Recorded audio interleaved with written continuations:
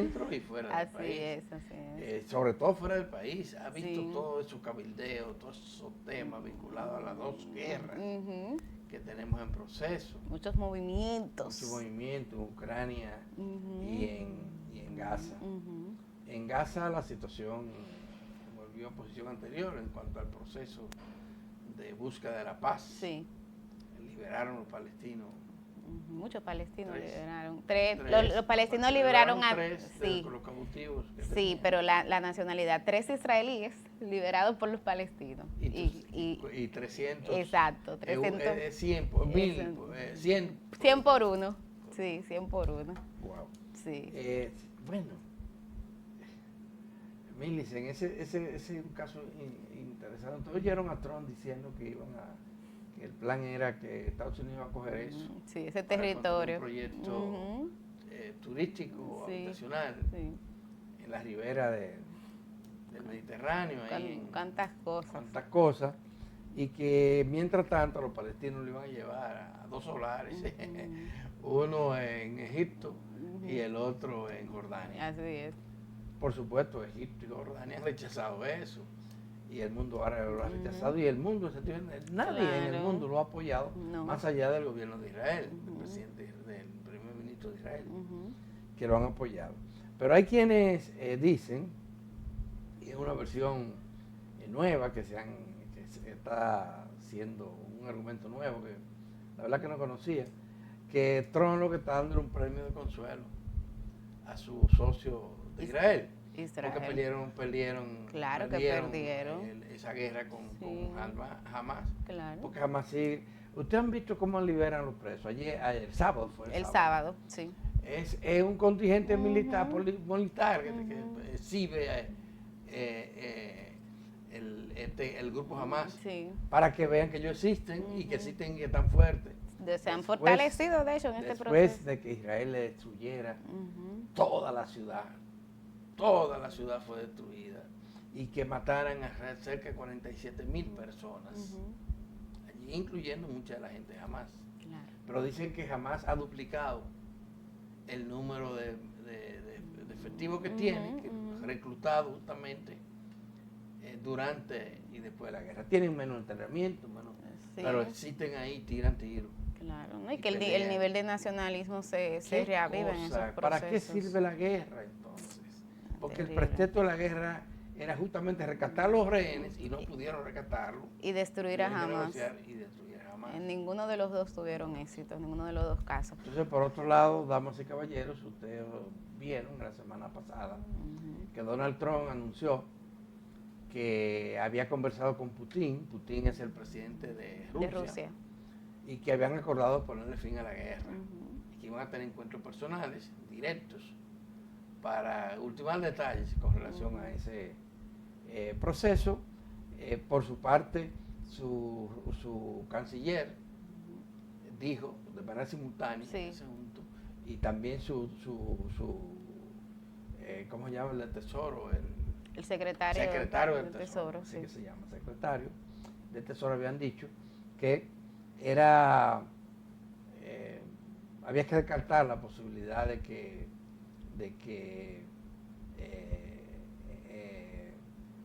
lo que pedía Ucrania, algunas de las cosas que pedía, una reorganización del territorio, por un lado, y otra parte de que Ucrania fuera parte de la OTAN,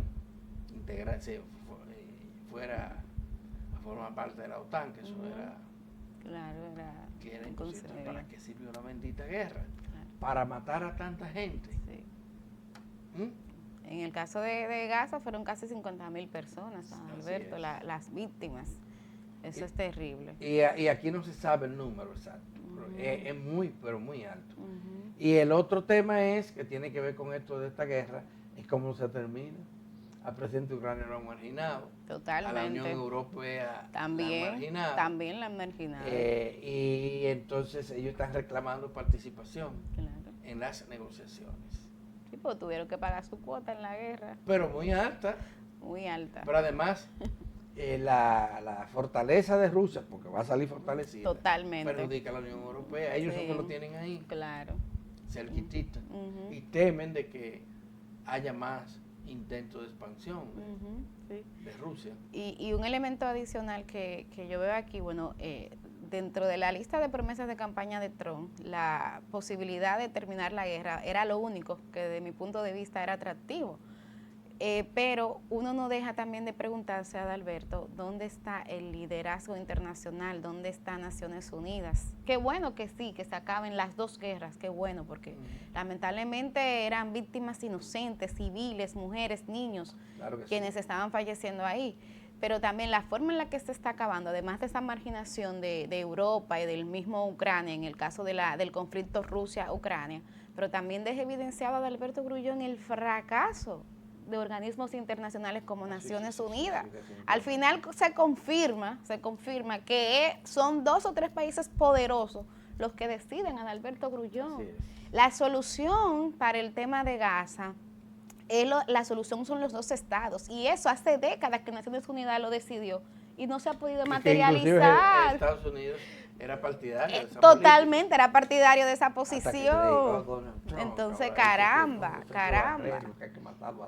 Y esa es la solución a largo plazo, olvídate, esa es la solución a largo plazo. Sin embargo, no contamos con un liderazgo internacional asociado en instancias como Naciones Unidas que tenga la capacidad de trabajar a eso. Bueno, mientras tanto, además de las expectativas que hay con relación al fin de la guerra en Ucrania, en torno a esto, hay todo un movimiento de la Unión Europea que sí se siente golpeada, marginada,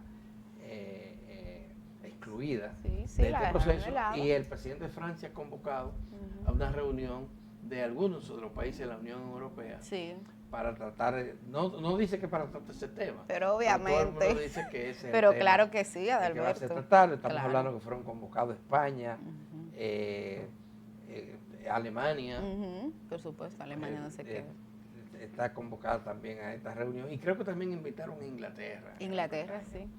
De manera que vamos a ver, y por supuesto Francia, que es la anfitriona de la reunión, es lo más grande lo más grande de Europa. Bueno, también la de Italia la convocaron. Sí, los más grandes de Italia Europa. también la convocaron. Y esto es urgente, para tratar un asunto urgente. ¿Cuál es ese asunto urgente? Dígame. Definitivamente, eso por un lado. Y por otro lado, Donald Trump está tratando de hacer una reunión también. Y mandó su avanzada, como te decíamos. Lo del tesoro es porque Estados Unidos ahora quiere cobrarle a Ucrania el dinero que invirtió ese país en la guerra. Pero yo lo decíamos, que eso no era donaciones, que eso era préstamo. ¿Usted se acuerda que lo llegamos a decir varias veces aquí en Uno Más Uno? Ay, Dios mío, míralo qué ahí. cosa, el mundo. Terrible. Vamos a ver si este mundo no retrocede y todo esto no termina en lo que algunos temen que pueda ocurrir, que es una tercera guerra mundial. Ojalá, porque es una guerra mundial en estos tiempos de la guerra atómica, de las armas nucleares. Eso sería terrible. Eso sería terrible, podría terminar acabando con gran parte de la humanidad. Y aquí, damas y caballeros, aquí en el patio, parece que hay otra guerra que se está perdiendo. Durante la semana pasada, 2 semanas casi tuvimos, siendo bombardeados, una guerra sucia, una campaña mediática contra un grupo de periodistas de los más honestos que tiene la República Dominicana y de los más valientes, aquellos que han asumido la defensa de los mejores intereses del país y que estuvieron a la vanguardia atacando la corrupción, y además que fueron activistas también del movimiento verde, que dio como resultado que el gobierno inclusive se fuera de paro, el gobierno de turno fuera de paro, después de aquella información tan dolorosa, tan terrible que recibió el país del falco, los sobornos. Los sobornos. En todas las instancias de la administración pública, en la instancia legislativa, en el poder político de entonces, lo cual desató la ira de la población que se lanzó a la calle a luchar contra la corrupción y la impunidad. Pues resulta, damas y caballeros, que ayer ayer, un señor que se llama Johnny Arrendel asumió la responsabilidad de la campaña, de originar la campaña. Obviamente que él es un peón, sí, él no lo dice, él es un peón, él recibió beneficios económicos y políticos de alguien. Claro. Y esos alguien han sido identificados también. Pero el caballero dice, sí, eso fue una campaña falsa, yo me inventé eso, y fue que me dieron falsas informaciones. Perdónenme, por favor, perdónenme. Claro, todo esto ocurre después que anda circulando, tú lo has visto por ahí, un resumen de todo lo que pasó y el origen de quienes estuvieron implicados, no solamente en el diseño de la campaña, sino en la divulgación de la campaña. Y ahí es donde aparecen 4 reconocidos dirigentes del Partido de la Liberación Dominicana. Él ahí. Y además de que algunos de los acusados dijeron que iban para los tribunales nacionales e internacionales a buscar freno de esto y sanciones a los autores. Entonces, obviamente que está tratando de evitar que lo sometan a la justicia, un delito grave. Sí, difamación y injuria. Entonces, hoy como que ahora comienza una nueva... Bueno, ya comenzó, porque ha comenzado diversos sectores a pronunciarse contra la campaña, y no solamente contra la campaña, sino recordando los actos de corrupción que ya no es sospecha, que fueron detectados en la administración pública durante el gobierno de Danilo Medina. Uno pensaba que el PLD había perdido la lección y que estaba tratando de reconstruirse en base a otros principios políticos, pero el hecho de que ellos se hayan lanzado a sumarse a esta campaña es grave. Y yo oigo en las emisoras de radio, sobre todo, en algunos programas de televisión también, a connotados dirigentes del Partido de la Liberación Dominicana, que al mismo tiempo son periodistas. Comunicadores. Hablan. No, hay periodistas. Periodistas también. Periodistas, por lo menos hay uno que es amiguísimo mío. Ok. Llave mío y lo vi el viernes. Regao, guapo. ¿Por qué esta gente tenía que explicar los fondos que recibían? Él sabe que no lo reciben. Claro. Que no hay tales fondos. Él tiene la información, pero él está suma hablando, eso. Él está siendo portavoz de la política que diseñó el Comité Central del Partido de la Liberación Dominicana. Está arremetiendo con todo y cuestionando a gente honorable que tienen 50 años ejerciendo el periodismo sin dejarse doblegar por nadie.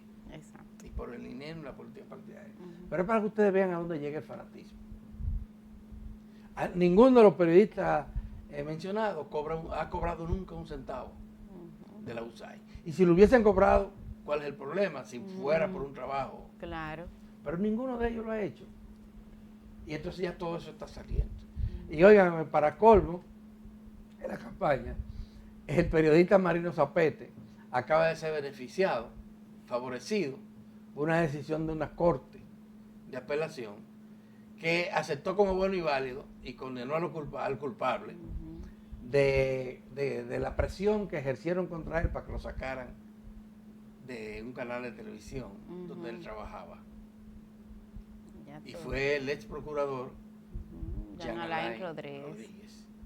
Pero él no presionó solo a Marino. Él presionó a muchos medios de comunicación. Y varios periodistas. Y a varios periodistas fueron afectados. Incluyendo a algunos de los que se fueron involucrados en esta campaña. Que sí. Claro. Para que ustedes vayan atando cabos. Para que aten cabos. Claro. Así es. Entonces lo acaban de condenarlo a una indemnización de 2 millones de pesos a favor de Marino Zapete. Y óigame una cosa, es un tribunal colegiado de 3. Hubo una que se abstuvo. ¿Y sabe por qué se abstuvo o no? Votó en contra. Porque ella cree que la sanción es muy benigna. Que quería más. Que quería más. Y además porque cree que una hermana del procurador también estaba implicada y había que sancionarla. No es porque estaba en desacuerdo. Qué precedente más interesante. Porque lo que alegó Marino era un atentado contra la libertad de expresión. Por parte del poder económico y del poder político.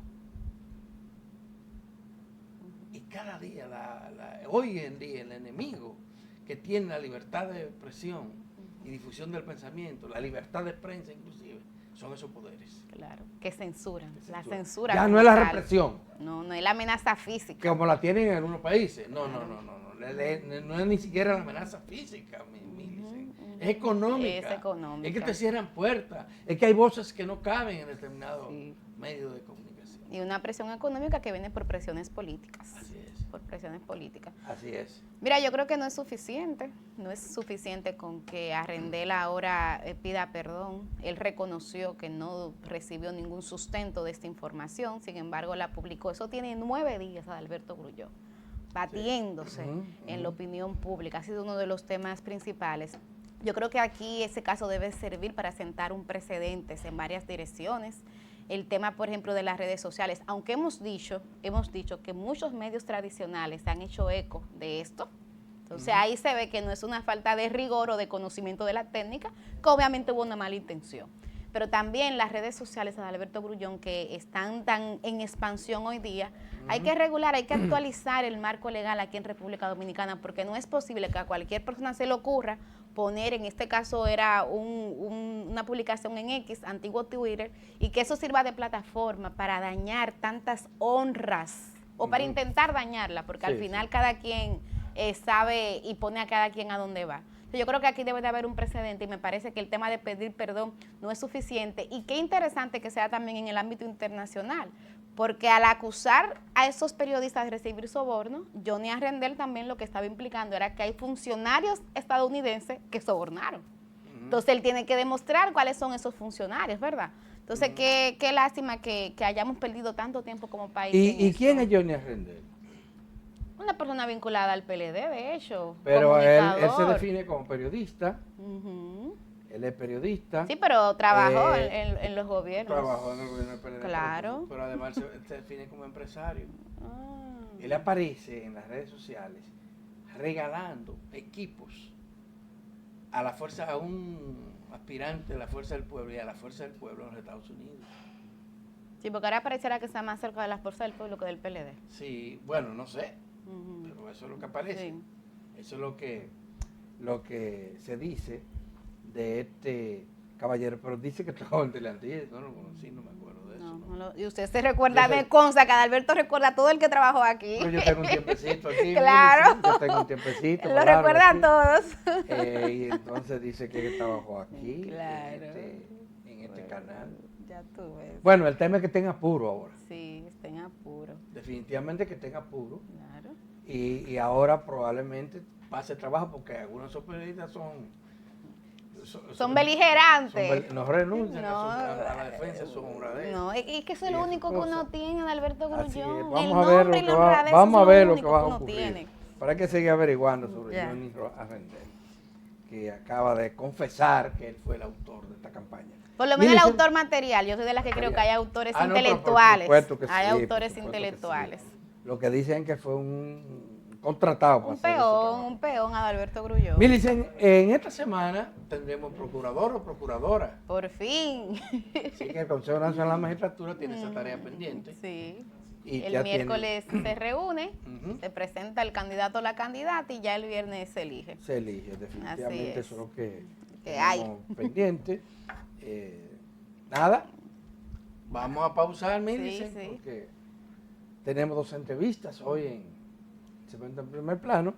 Una de ellas es con Francisco Tavares, quien es economista y es coautor de una investigación que se ha hecho sobre salarios y trabajo en la República Dominicana, y luego vamos a tener un especialista en salud y seguridad social, Bernardo Matías, con quien vamos a hablar de su tema, de su presentación.